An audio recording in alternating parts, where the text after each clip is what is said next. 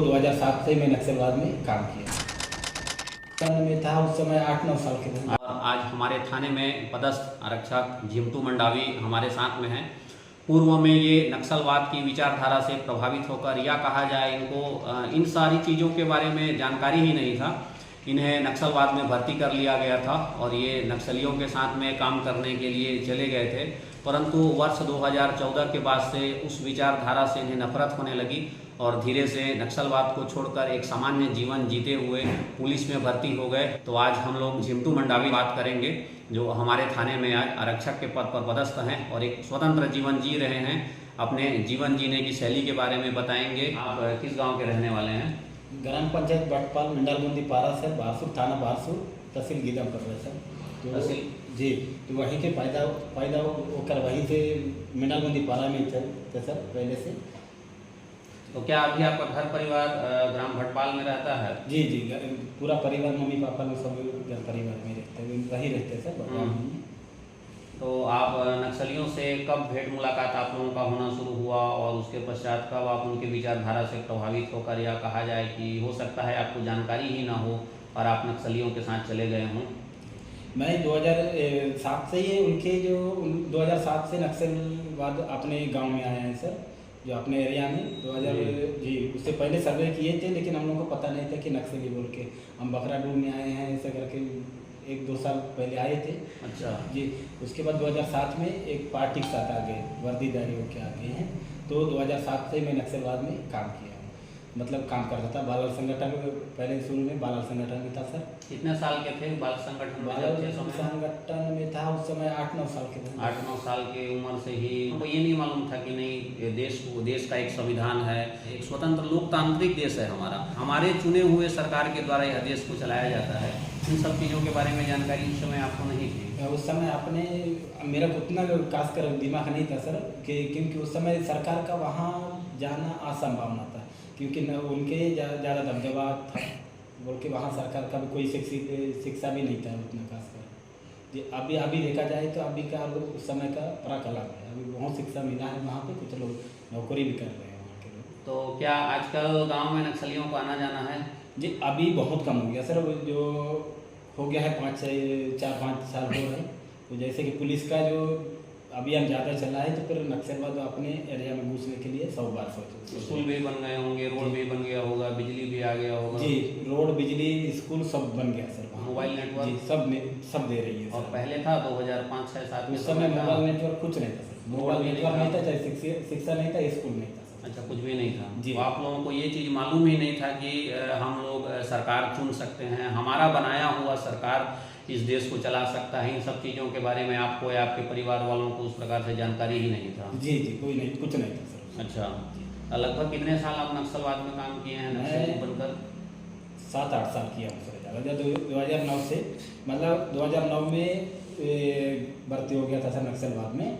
वहाँ से 2009 में भर्ती होकर मैं बारसूर हरिया कमांडर, मतलब हरिया कमांडर जो जैसे बताया ऐसे मैं उनके साथ गया था। विलास करके था, जो अभी जगदलपुर DRG मारे हैं 2-4 साल पहले। एनकाउंटर हो गया? जी, एनकाउंटर हुआ है तेंदुपत्ता सीजन में। तो वो लेके गया, तो बारसूर एरिया में कम से कम एक आध साल रखा है सर, रखा था। तो बारसूर एलवेस से फिर बाद में बादशाह एलवेस में डाल दिया था सर। जो वहाँ का एलवेस कमांडर था बदरू था सर। वहाँ से 1 साल लगभग इस बारसूर बादशाह एलवेस में था। यहाँ से फिर पोस्टिंग मेरा हुआ था सर गोलावंड एरिया, बानपुरी, जो अपना कोंडागांव क्षेत्र में। वहाँ का कमांडर था सुभाष सर, DVC। तो DVC उसी के साथ कम से कम 1 महीना घुमा था। उसके बाद सीधा गोलावंड भेज दिए थे, जो वहाँ एक रज्जू करके था हेलवेस कमांडर। तो उनके साथ मैं काम किया सर। और वहाँ पे बहुत ही ज़्यादा दमन, जैसे यहाँ से गया तो बहुत ज़्यादा दमन, पुलिस का दबदबा हट था। और वहाँ के गांव वाले भी थोड़ा सा अपने सरकार के पक्ष में भी तो थोड़ा ज़्यादा थे, क्योंकि रोड भी बहुत ज़्यादा बन चुका था। तो विकास हो रहा था, लोग सरकार से जुड़ रहे थे, उनको समझ आ चुका था कि नक्सलवाद एक बुरी चीज़ है जो देश का नुकसान ही कर सकती है, इसीलिए लोग भी जुड़ने लग गए। आज भी हम देखते हैं, आज हमारा थाना जिस क्षेत्र में है, कुआंकोंडा क्षेत्र में, यह क्षेत्र भी 2014, 15, 16, 17 तक काफ़ी सेंसिटिव क्षेत्र था। यहाँ पे कुआंकोंडा यहाँ रोड में नक्सली आते थे और एनकाउंटर फायरिंग करके चले जाते थे। हमारे यहाँ के जो नागरिक हैं उनके घर में कई बार हमला हो चुका था। परंतु आज की स्थिति में यहाँ विकास हुआ है, मोबाइल टावर लग चुके हैं, रोड बन चुका है और लोग सरकार से जुड़ रहे हैं। हम स्वतंत्र हैं अपना जीवन जीने के लिए, हम जैसा चाहे वैसा जी सकते हैं, परंतु यह नक्सली विचारधारा के साथ जुड़ने के बाद यह संभव नहीं रहता। आपको जंगलों में भटकना पड़ता है। जैसे झिंटू मंडावी को लगभग 7-8 साल ये नक्सलवाद में काम किए। अच्छा, आपको हथियार भी दिया गया था? जी जी, यहाँ पे अब मेरे से सिंगल सा हथियार था सर, यहाँ पे भारसाना रेलवे में था उस समय। यहाँ से जाने से गोलावन जाने के बाद ही मुझे 303 दिया गया। 303 राइफल दिया जी। 303 राइफल आया कहाँ से था? तो वो पुराना जो लूटा गया था सर, पुराना यही के पुलिस का ही था वो हथियार था, लेकिन नंबर मीटर हुआ।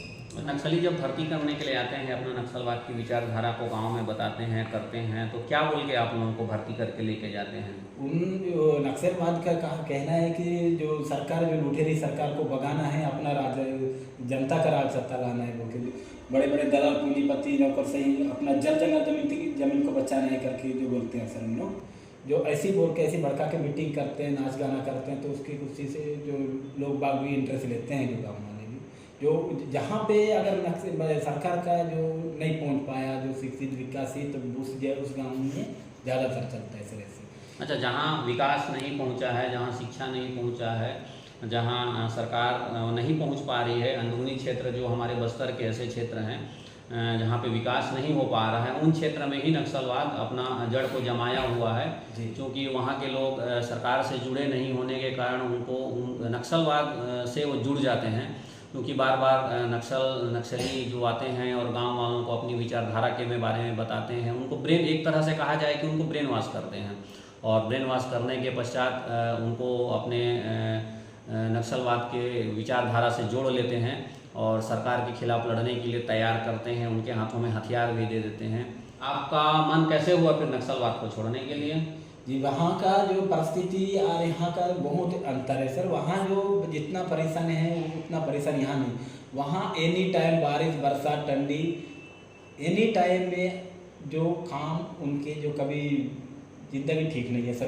बारिश में भी तो ही जाना ही पड़ता है, कहाँ जंगलों में रहना है, कैंप बना के रहना है, या पुलिस कभी भी घेर सकती है। जी, सारी चीज़ों का डर रहता है। जी, पीने खाने से लेकर जो बहुत है वो है सर, क्योंकि अगर बारिश समय पानी सेवन का नहीं मिलता है, अलग से रहने के लिए कपड़ा जो सूखता नहीं है अलग से। वहाँ मैं यही परेशानी सोचते हुए फिर घर में भी घर का हाल भी सोचा, और फिर मैं जो 2014 में 2 जनवरी को फिर वापस मैं घर रहूँगा बोल के, घर में कमाई दमाई करके खाऊँगा बोल के घर आया था सर, तो बासुर थाना में बोल के। फिर अपने गांव वाले भी पूरे सहमत हो गए, और गांव वाले लेके फिर 2-4 लोग लेके फिर मेरे को बासुर थाना पहुँचाया सर। जी, तो बासुर थाना पहुँचाने से जो वहाँ जो मनीष प्रयाग टीआई साहब था अपना बिलासपुर का था सर, जो अच्छा आदमी था, उसको आके मैं सबसे पहले थाना में घुसते ही उसको नमस्कार किया, जैन सर ऐसे करके जो पहले सिखाया गया ऐसी के तौर पर मैं काम किया। तो फिर तुरंत फिर कमलोचन कश्यप साहब जो एसपी था यहाँ पर, तो उसको तुरंत फिर कश्यप साहब को फ़ोन किया, तो कश्यप साहब तत्काल लेके आना यहाँ पे बोले। तो फिर मोटरसाइकिल बैठा के फिर उसके बंगला में बुलाया, तो बंगला में गया है। जो उसके बाद जो एक साल मिनिमम तो नहीं हो रहा था सर, तो तुरंत आरक्षक भी बना हूँ, सहायक से आरक्षक बन चुका हूँ, जो तुरंत पारा घटना करके। अच्छा, सबसे पहले आपकी भर्ती क्या में हुई थी? एसपीओ में भर्ती हुई? जी जी, एसपीओ, वो अपने सैनिक के नाम से तो फिर एसपीओ बनाए, सहायक आरक्षक बनाए, सहायक आरक्षक से फिर जो आरक्षक बनाए। और सहायक आरक्षक के बाद फिर आपका प्रमोशन कैसे हुआ था? तो तुरंतपारा में जो नक्सल घटना में हुआ था सर, हम लोग 9-10-12 लोग गए थे, जो नक्सली का लोकेशन मिला था, जो वहाँ पे 4 नक्सली आए बोले, तो फिर वहाँ गए, वहाँ जाके चारों तरफ घेरे। कमांडर था, कमांडर एनकाउंटर किए थे जी। तो कौन सा हथियार मिला था? तो हम लोग को सर उसमें पिस्टल बम मिला था, जो गाड़ी जलाने के लिए आए थे, पेट्रोल डीजल सब वायर वगैरह सब मिला था, बम भी मिला था उसमें से जी। तो उसी घटना में से मैं आरक्षक बना। उस घटना से आपको आउट ऑफ टर्न प्रमोशन मिला, आपके अच्छे कार्यों को देखते हुए आरक्षक के पद पर पोस्टिंग किया गया जी। आज आपको कैसा लगता है कि पहले आप नक्सलवाद में काम करते थे, उस समय आपका जीवन कैसा था और अभी आपको जीवन में कितना अंतर लगता है? तो वहाँ का जीवन और यहाँ का अगर मैं सोचा जाए तो सर वहाँ का जीवन बहुत कठिन है, जो परिस्थिति है बहुत गंदी मेरे ख्याल से लगा। तो यहाँ का जीवन बहुत अच्छे लगता है सर। अभी जो खाने पीने का, कपड़ा ओढ़ने से, बिछाने से, पहनने से लेकर मेरे को बहुत ही अच्छा लग रहा है सर यहाँ पे रहने का।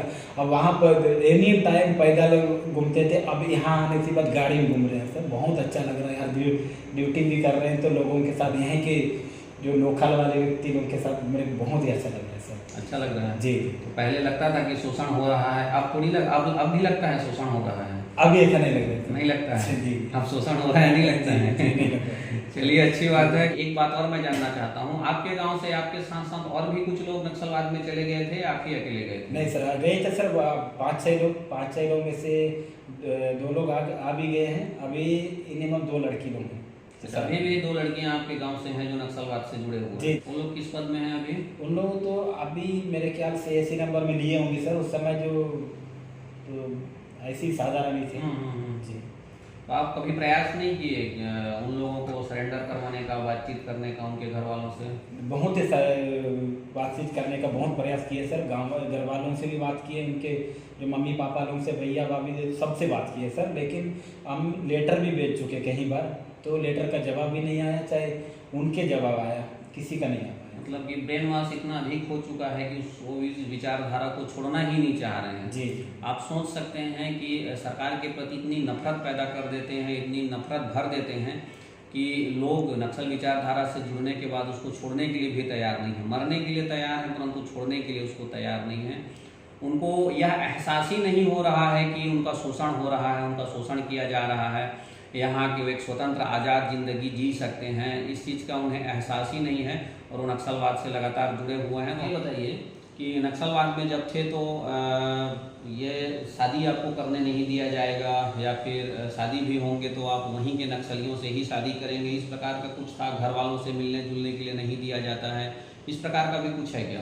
नहीं सर, उसमें सर शादी करने के लिए कम से कम 10-12 साल काम करना पड़ता है नक्सली में। अच्छा। जो उनका कार्य अगर अच्छे से रहेगी तो तो ही शादी कर सकते हैं, ताकि अगर उसमें से भी दोनों लड़की या लड़का पसंद होना चाहिए। 10-12 साल के बाद उनकी कार्य अच्छा रहे तो तभी डिसीजन ले सकते। उसके पहले शादी नहीं कर सकते? नहीं कर सकते।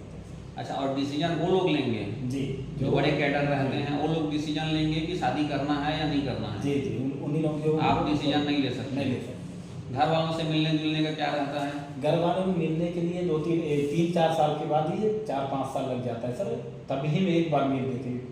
4-5 साल में एक आध बार मिलने को दिया जाता है? जी, वो भी 2-3 घंटा, ज़्यादा नहीं। अच्छा जी। अभी कैसे रहता है? अभी क्या है? अभी भी सेम, अभी और ज़्यादा जो वो हो गया सर। नहीं, मेरा कहने का मतलब ये है कि आज जब आप उसको छोड़ के इधर आ गए हैं तो अभी मिलने जुलने का क्या है? घर वालों से मिल पाते हैं? शादी वादी हो गया है? वो पा रहे सर, अब शादी भी हो गया सर। अपने मन से शादी किए हैं? जी। ये जोर दबाव था? नहीं सर। कि सरकार बोलती है कि नहीं भाई तुम तभी शादी करोगे जब 10-12 साल पुलिस में काम करोगे? नहीं सर, नहीं सर। अपने मन से शादी किया सर। अपने मन से आप शादी किए? जी। बच्चे भी हो गए हैं? जी। मिलना जुलना भी पूरा घर परिवार से मिलना जुलना, फोन से बातचीत होते रहते थे। आप लोग कितने लोग नक्सलवाद में 2007-8 में जब नक्सली विचारधारा से जुड़ के उधर चले गए थे, कितने लोग गए थे? हम लोग लगभग 8-9 लोग गए थे सर। 8-9 में से हम लोग 7-8 लोग आ भी गए, मतलब 7-1 लोग आ भी गए सर। और बाकी लोग अभी जो मेरे से बाद भी कुछ लोग गए, उन लोग अभी तक काम कर रहे हैं सर। कोई लड़के में से अभी कोई नहीं है सर, पूरे लड़की लोग ही हैं उनके साथ जो काम करने वाले। बस्तर के अंदरूनी इलाके के जो लड़के या लड़कियां जिनका ब्रेन वॉश कर दिया गया है और जो नक्सलवाद की विचारधारा से प्रभावित होकर उधर चले गए हैं, उनके लिए आप क्या मैसेज देना चाहेंगे? उसको अपने पक्ष में फिर वापस बुलाने की कष्ट करूंगा सर, क्योंकि कर ही रहा हूँ सर अभी भी, क्योंकि बहुत प्रयास जारी है। जो गए हैं उनके घर परिवार से संपर्क करना, अपना यहीं की बात बताना, यहीं का जो कार्य बताना, उनको जो घर परिवार के माध्यम से ताकि आए, तो यही मैं करना चाहता हूँ सर, और कर भी रहे हैं। जी। ये बहुत अच्छा लगा झिंटू मंडावी से बात करके, क्योंकि ये पूर्व में नक्सल विचारधारा से प्रभावित होकर वर्ष 2007 के आसपास ये चले गए थे और काफ़ी लंबे समय तक उन्होंने नक्सलियों के साथ में काम किया। इनका शोषण हो रहा था, ना वहाँ रहने को अच्छा कोई जगह था, ना सोने के लिए कोई अच्छा जगह था, ना खाने पीने को ठीक से मिलता था, घर वालों से भी मिलने नहीं दिया जाता था, अपनी मर्जी से ये शादी भी नहीं कर सकते थे। कितने सारे प्रतिबंध लगे हुए थे इनके ऊपर में। इन प्रतिबंध से जब ये ऊब गए, इनको यह एहसास होने लग गया कि यहाँ रहना बेकार है, उसके पश्चात ये सरकार की विचारधारा से प्रभावित हुए, आकर ये आत्मसमर्पण किए। भर्ती करने के बाद नक्सलियों के खिलाफ ये लड़ने लगे और कई एनकाउंटर्स में इन्होंने हिस्सा लिया है और उस हिस्से में नक्सलियों को मार भी गिराया है। कई हथियार ये रिकवर किए हैं और आज एक कांस्टेबल के रूप में थाना कुआकोंडा में पदस्थ हैं और बहुत अच्छे से कार्य करते हैं। मैं इन्हें अपना घर भी लेके गया था। आज का वीडियो यहीं समाप्त करते हैं, फिर अगले वीडियो में मुलाकात होगी। तब तक के लिए जय हिंद।